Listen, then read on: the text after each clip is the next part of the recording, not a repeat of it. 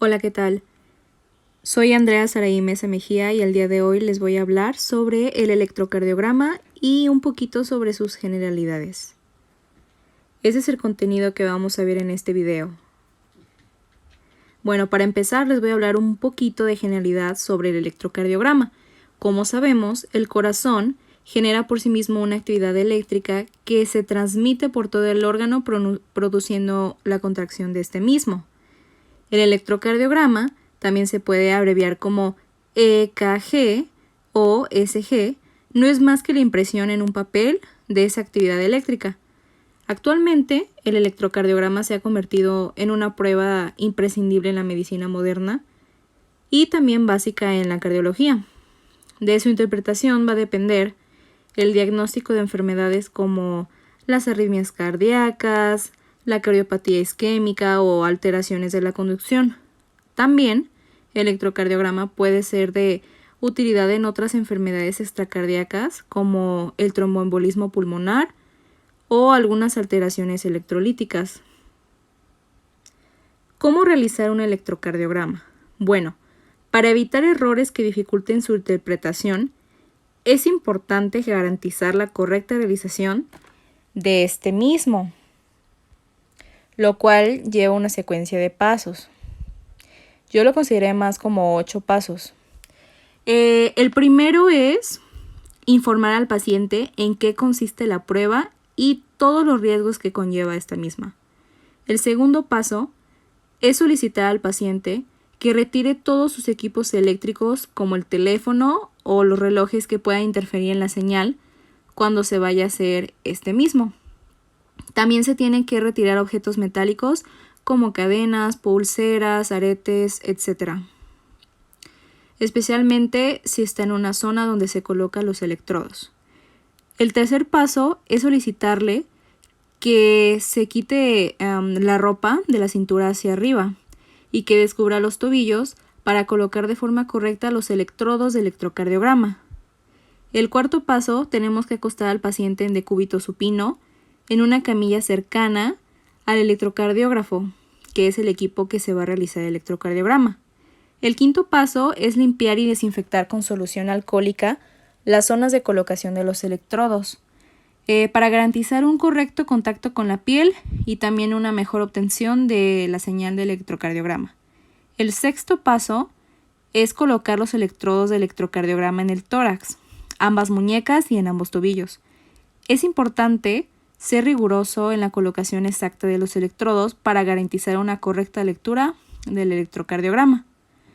El séptimo paso es informar al paciente que no puede moverse ni hablar y que se tiene que retirar, tiene que mantener una respiración normalmente mientras se obtiene el electrocardiograma.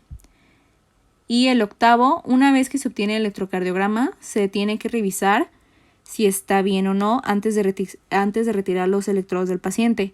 Y se tiene que verificar que todas las derivaciones que se observan estén bien o que no existan muchos artefactos. En caso de que veamos que algo hay mal, se tiene que repetir el electrocardiograma si fuera necesario.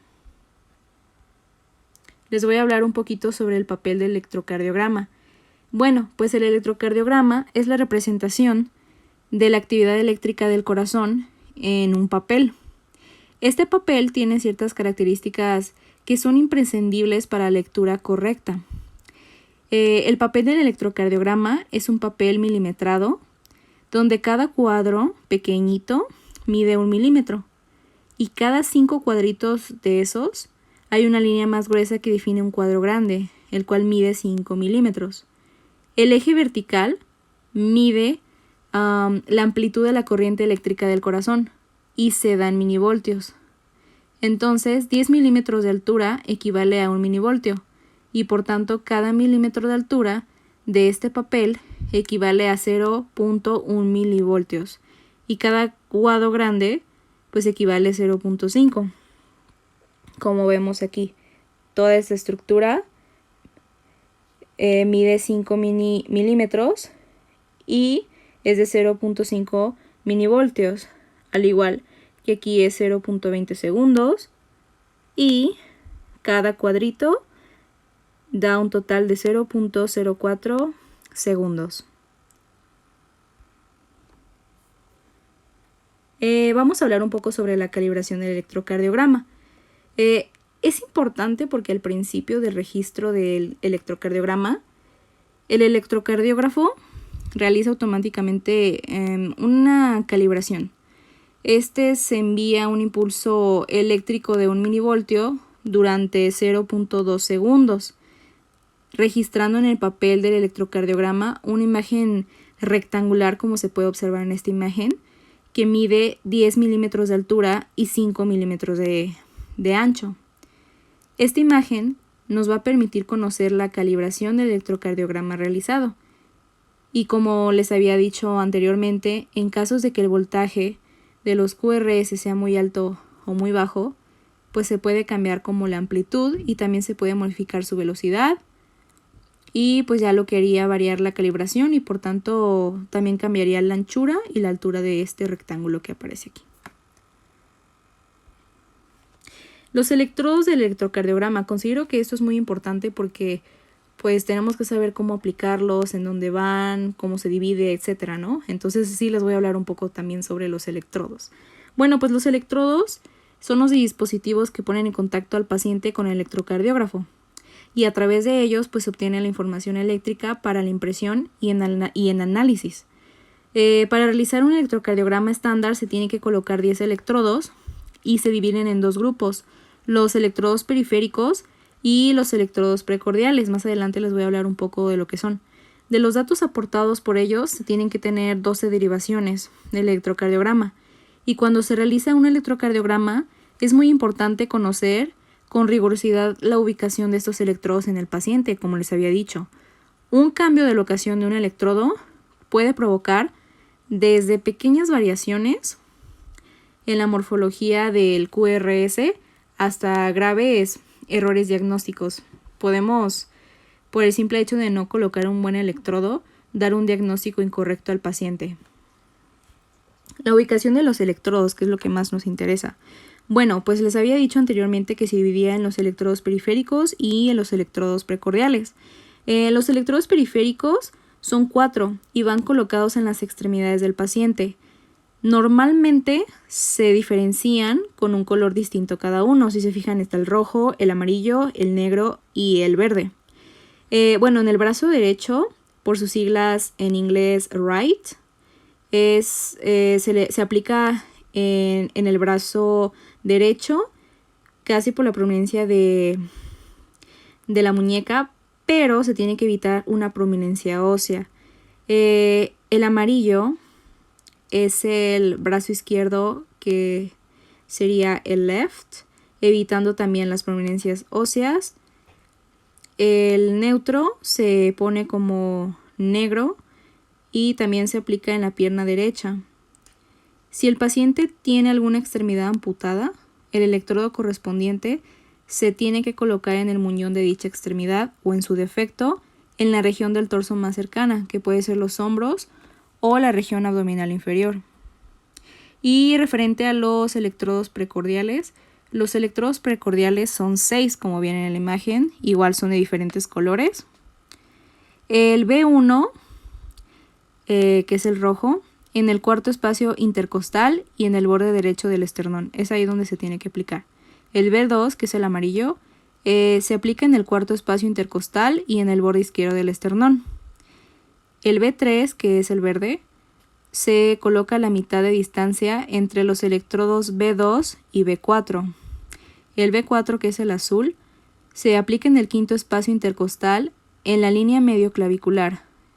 Esta va a bajar desde el punto medio de la clavícula, si se fijan. El 5, B5, que es el amarillo, se aplica en la misma línea horizontal que el electrodo B4, pero en la línea axilar anterior. Esta baja desde el punto medio entre el centro de la clavícula y su extremo lateral. Y por último, el B6, que es el morado, se aplica en la misma línea horizontal que en los electrodos B4 y B5, pero en la línea medio axilar. Este baja desde el centro de la axila. Ahora les voy a platicar un poco sobre las derivaciones cardíacas del electrocardiograma. Bueno, pues en el electrocardiograma las derivaciones cardíacas son el registro de la diferencia de potenciales eléctricos entre dos puntos, ya sea entre dos electrodos, que es la derivación bipolar, o entre un punto virtual y un electrodo, que son las derivaciones monopolares. Hasta los nombres lo dicen.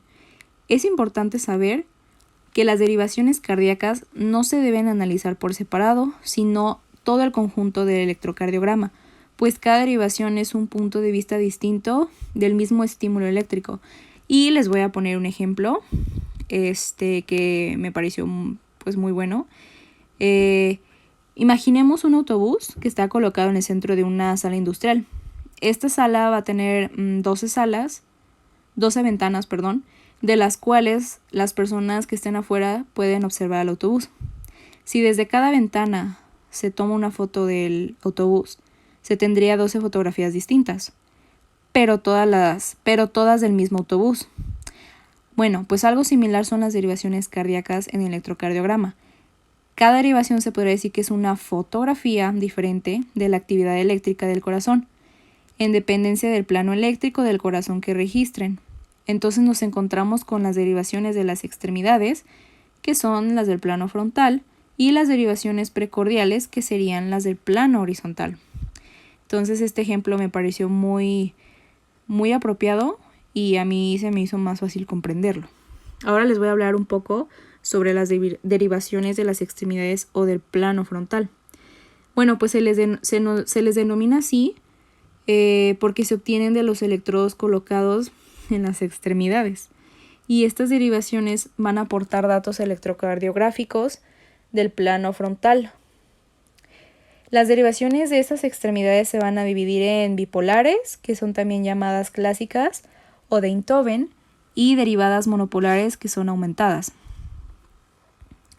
Las derivaciones bipolares estándar del electrocardiograma son las derivaciones cardíacas clásicas de este mismo, que fueron descritas por Einthoven, y registran la diferencia de potencial entre dos electrodos ubicados en extremidades totalmente diferentes.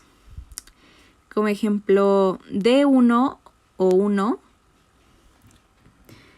que es este, es el que diferencia de potencial entre el brazo derecho y el brazo izquierdo, y su vector está en dirección a 0 grados. D2, que es este, es el que diferencia de potencial entre brazo derecho y la pierna izquierda, y su vector va a estar en dirección a 60 grados.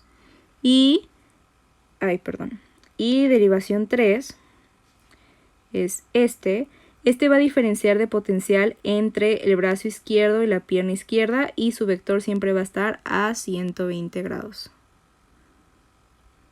Les voy a hablar un poco sobre el triángulo y pues la ley de Einthoven. Las tres derivaciones bipolares, las que les había comentado, la D1, D2 y D3, forman en su conjunto lo que se denomina el triángulo de Einthoven. Hasta incluso tiene lógica, ¿no? Porque se ve aquí claramente un triángulo perfecto, D1, D2 y D3. Bueno, pues Einthoven, para empezar, fue el inventor del electrocardiograma, y estas derivaciones guardan una proporción matemática que es reflejada en la ley de Einthoven, que dice que D2 es igual a D1 más D3. Y pues esta ley es de gran utilidad cuando se interpreta un electrocardiograma, porque permite determinar si los electrodos de las extremidades están bien colocados, y pues si se varía la posición de algún electrodo, esta ley no se cumpliría, y eso nos va a permitir saber que el electrocardiograma está mal realizado. Las derivaciones monopolares aumentadas registran la diferencia de potencial entre un punto teórico en el centro del triángulo de Einthoven con valor de 0 grados y el electrodo de cada extremidad, permitiéndolo conocer el potencial absoluto en dicho electrodo. A estas derivaciones en un inicio se les nombró como BR, BL y BF. La V significa pues vector. R, L y F pues es la derecha, la izquierda y el pie, pero las siglas están en inglés. Por eso es que se le pone RLF. Posteriormente se añadió la A minúscula, que significa amplificada, que son las derivaciones monopolares actuales que están amplificadas con respecto a las iniciales.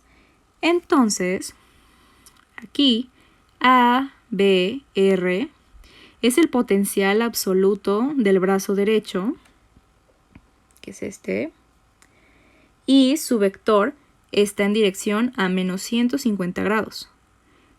ABL es el potencial absoluto del brazo izquierdo, que es aquí. Aquí se puede observar también. Y su vector está a menos 30 grados. Y por último, ABF su potencial absoluto está en la pierna izquierda, como podemos observar, y su vector está en dirección a 90 grados.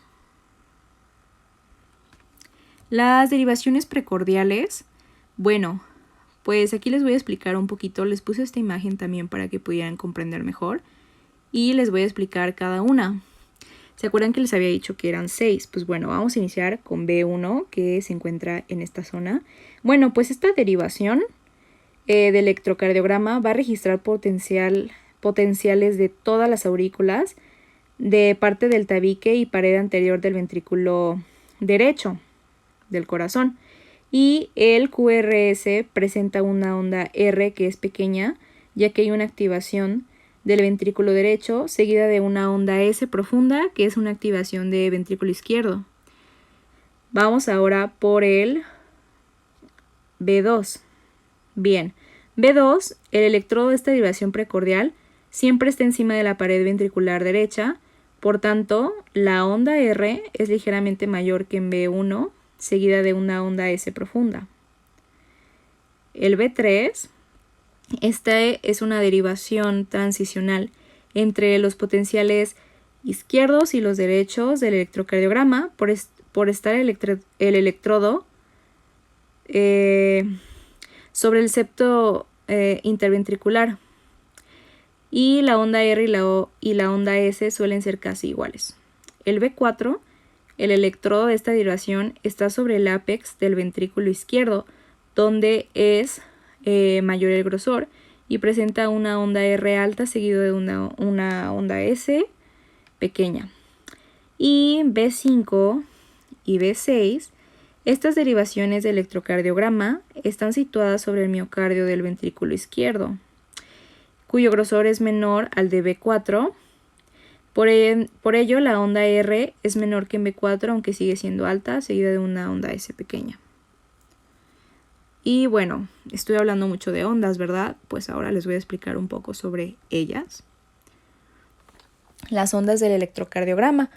Pues las ondas son las distintas curvaturas que toma el trazado del electrocardiograma hacia arriba o hacia abajo, y son producto de los potenciales de acción que se producen durante la estimulación cardíaca y se repiten de un latido a otro, salvo pues en las alteraciones, ¿verdad?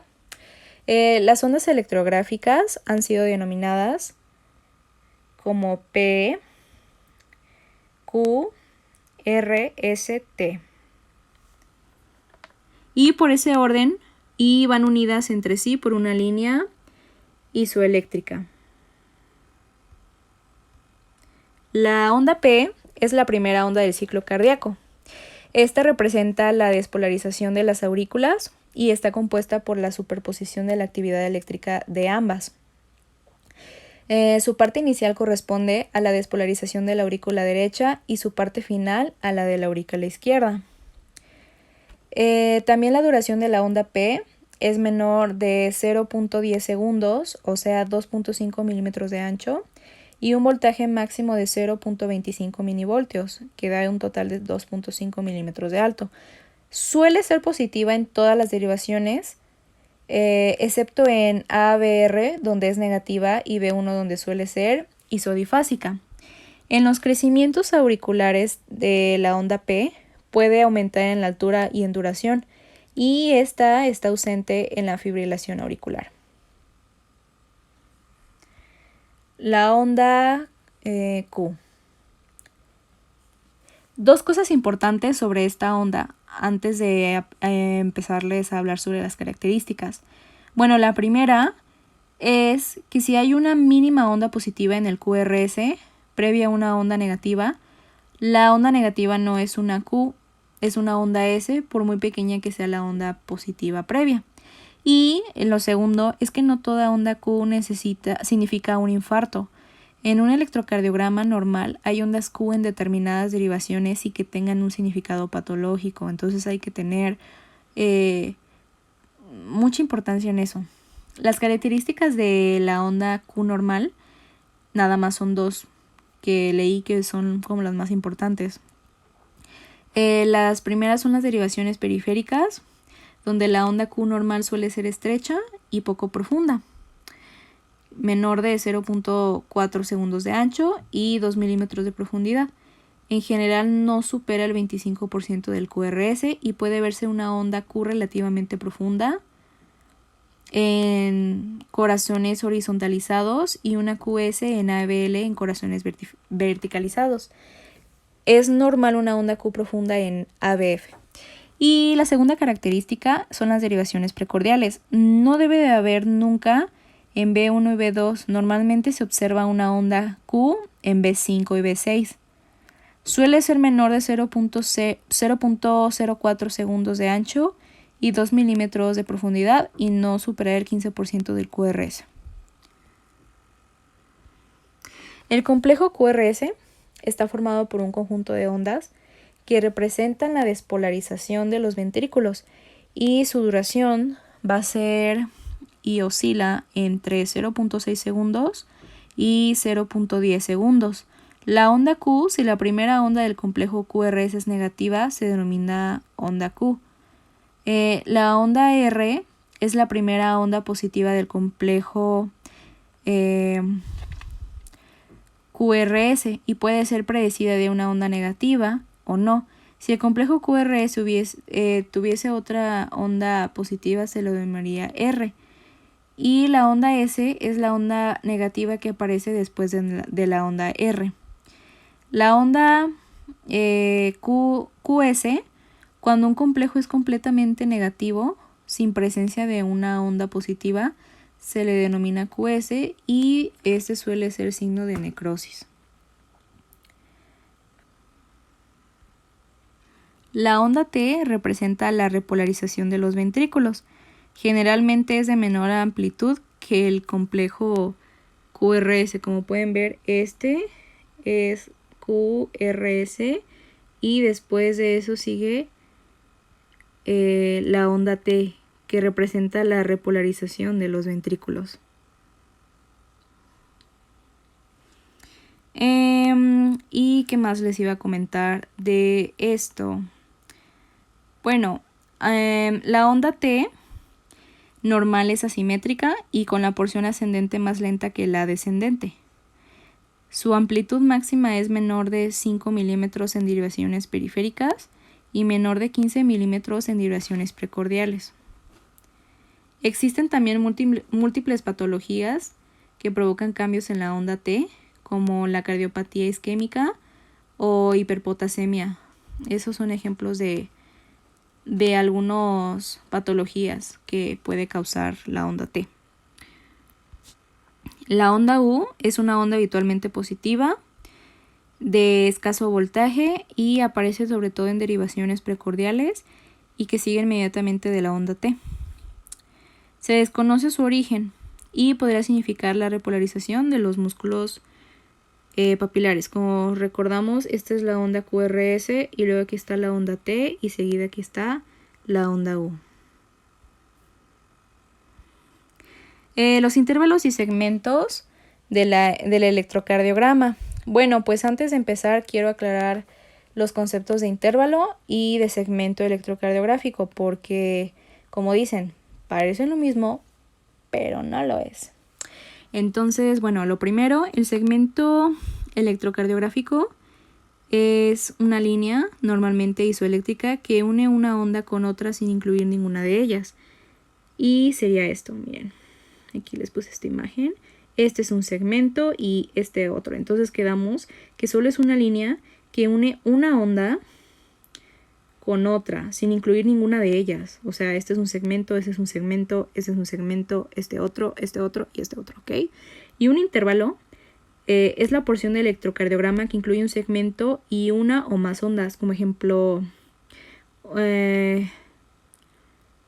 ¿cómo decirlo? Pues sí, un intervalo sería como desde aquí, donde casi se ve que inicia la onda Q, hasta donde termina la onda T. Igual, acá se podría decir que es esto, se puede hacer un segmento completo. Se podría decir que sí, es la porción que incluye un segmento y una o más ondas. Entonces puede ser como todo esto, ¿saben? Bueno, muy bien. Las diferencias que hay entre los intervalos y los segmentos es que el segmento PR es la línea que une el final de la onda P con el inicio del QRS, que sería este. El segmento P, entonces es la línea que une el final de la onda P con el inicio de la QRS. Y el intervalo PR es el que comienza desde el inicio de la onda P, que es aquí, hasta el inicio de la QRS. Entonces, sí hay una gran diferencia, ¿no? Un segmento pues se puede decir que es una pequeña porción y un intervalo ya pues también te incluye lo de la onda desde el inicio hasta el final de esa misma ondita. El intervalo RR. Bueno, pues este representa la despolarización auricular y el retraso fisiológico que sufre el estímulo a su paso por el nodo auriculoventricular. Y este se mide desde el inicio de la onda P hasta el inicio de la onda Q o de la onda R. Y su valor normal es entre 0.12 y 0.20 segundos.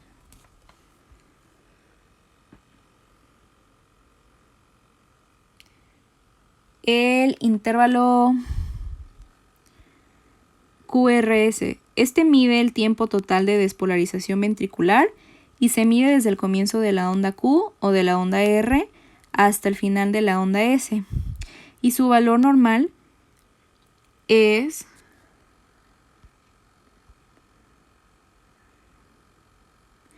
de 0.12 y 0.20 segundos. El intervalo QT, este representa la sístole eléctrica ventricular, o sea, el conjunto de la despolarización y la repolarización de los ventrículos. Y su medida varía con la frecuencia cardíaca, por lo que es recomendable ajustar su valor a la frecuencia cardíaca. Esto se realiza calculando el intervalo QT, corregido con la fórmula de Bassett, que es dividir el intervalo QT entre la raíz cuadrada del intervalo RR. Y pues bueno, el intervalo QT corregido es normal entre 340 milisegundos y 450 milisegundos en adultos jóvenes. Y en menores de 15 años es 460 y en mujeres adultas de 470. El segmento ST, este pues representa un periodo de inactividad entre la despolarización y el inicio de la repolarización ventricular. O sea, es muy, muy chiquito. Y sería este, miren. Aquí. Y aquí. Sería este y este. Bien. Pues bueno, normalmente es isoeléctrico y va desde el final del QRS hasta el inicio de la onda T. Y pues bueno, las alteraciones del segmento ST revisten gran importancia en el diagnóstico de los síndromes coronarios agudos. La morfología del complejo QRS en electrocardiograma. Bueno, pues el complejo QRS puede presentar distintas morfologías y dependiendo de la derivación y de las alteraciones que representa el paciente. Aquí les puse cómo saber cuando es positivo, negativo o bifásico la polaridad del QRS. Bueno, el complejo QRS positivo es cuando la altura de la mayor onda positiva es mayor que la profundidad de la mayor onda negativa. El complejo QRS negativo es cuando la altura de la mayor onda positiva es menor que la profundidad de la mayor onda negativa. ¿Se fijan? Aquí está. Y el complejo QRS isodifásico es cuando la altura de la mayor onda positiva y la profundidad de la mayor onda negativa son similares, que sería algo así.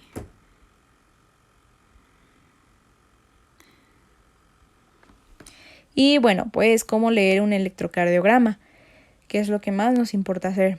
Lo primero es que tenemos que estar seguros de que el electrocardiograma esté bien realizado. Se tiene que observar los valores de velocidad del papel y de la amplitud en un electrocardiograma estándar. La velocidad es de 25 milisegundos, no tenemos que olvidar eso. Y la amplitud es de 1 milivoltio por 10 milímetros. E incluso aquí en nuestra imagen se puede ver 10 milímetros y 25. ¿Ok? Bueno, también tenemos que tener en cuenta que estén presentes las 12 derivaciones o que el electrocardiograma no tenga demasiados artefactos que pues dificulten la lectura. En caso de que sea difícil la lectura o que el electrocardiograma esté mal realizado, se debería de repetir si se puede. Bueno, una vez ya que asumimos que el electrocardiograma que tenemos está bien realizado, se comienza la lectura de este mismo. Y es recomendable seguir siempre una misma secuencia para no pasar nada por alto. La secuencia para leer un electrocardiograma te lo dividí en 8 pasos para que no sea tan largo. Pero bueno, lo primero que tenemos que hacer es tener un análisis del ritmo cardíaco. El segundo es un cálculo de la frecuencia cardíaca. El tercero, un cálculo de intervalo PR y del intervalo QT. El cuarto es un eje eléctrico. El quinto, alteraciones del segmento ST. El 6, otras alteraciones electrocardiográficas. El séptimo, el ritmo cardíaco. Lo primero que se puede observar es si los QRS del electrocardiograma son rítmicos o no. ¿Y cómo se puede saber eso? Pues bueno, nada más observando que la distancia entre los QRS sea similar. Y en caso de que tengas duda que la distancia sea similar entre cada onda QRS, pues puedes utilizar un compás o una regla para cerciorarte de que tengan como la misma distancia. El octavo es que después hay que valorar si el electrocardiograma está en ritmo sinusal, y para ello tenemos que determinar si cada ciclo cardíaco tiene una onda P producida por el nodo sinusal, seguida siempre de un complejo QRS. O sea, en cada complejo tenemos que checar si hay una onda P. Y si todo esto se cumple, pues podemos decir que el electrocardiograma es rítmico y está en ritmo sinusal. Y aquí les puse una imagen de cómo interpretar un electrocardiograma en 10 pasos. Yo se los resumí en 8, pero bueno, aquí viene perfectamente sobre la frecuencia cardíaca. Segundo, checar el ritmo. El tercero, checar los QRS. El cuarto, lo de la onda P. El intervalo de PR. El intervalo de QT. El séptimo, medir el QRS, el segmento ST, la onda T y pues ya el marcapasos. Pues bueno, eso fue todo de mi parte. Espero les haya gustado este video. Gracias por su atención y no olviden suscribirse a mi canal de YouTube y seguirme en Instagram como Andrea Soray Mesa. Muchas gracias. Espero que le haya gustado este video, profe. Si lo vio hasta el final, por favor, hágamelo saber en Classroom. Muchas gracias y bueno, estas fueron mis referencias bibliográficas. Hasta luego.